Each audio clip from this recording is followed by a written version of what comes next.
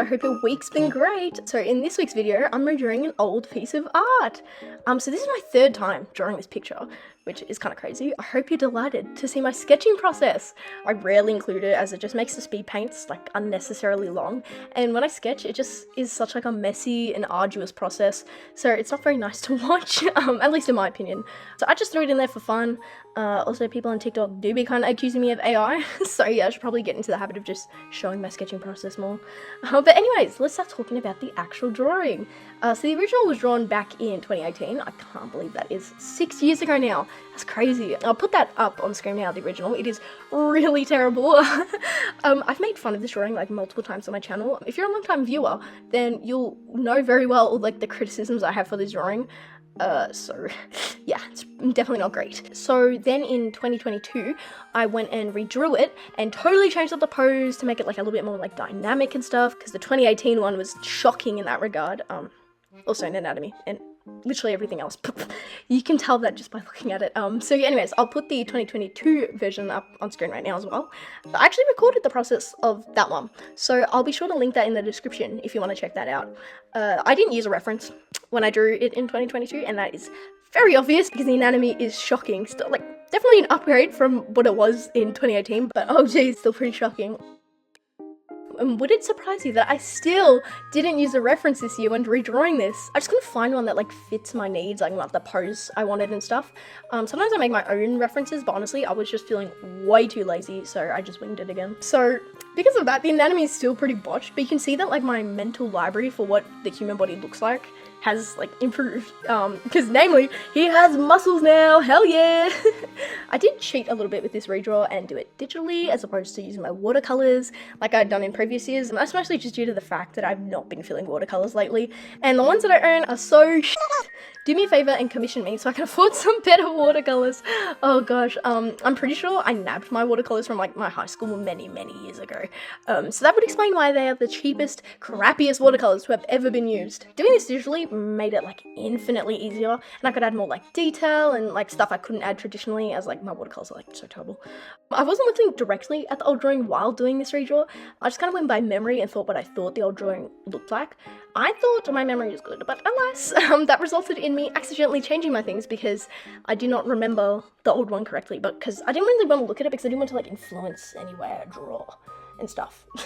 But yeah, so anyways, things turned out a little bit different. I thought his eyes were brown, but they were actually red. I made them red for some reason in the original. I changed that. It's probably a good change, to be honest. I also thought his pants were green, but they're red. In the original, they were like these denim shorts. They were pale red for whatever reason, which is not just a terrible artistic choice, but also a terrible choice fashion-wise. My man had no drip. So in 2022, I changed that to like red plaid pajama bottoms.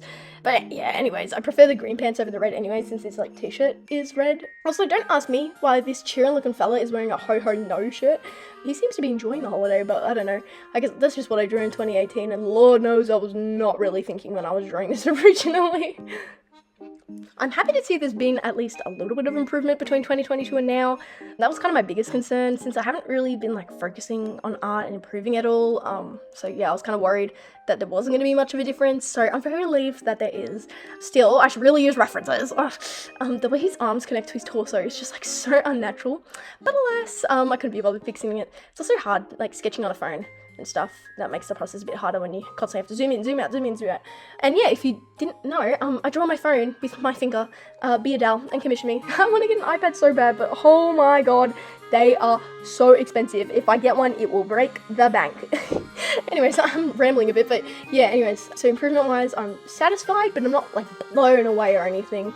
His face is kind of wonky too, but I don't really know what to change. Why don't people talk about how hard mouths are to draw? I hit undo so many times while drawing it.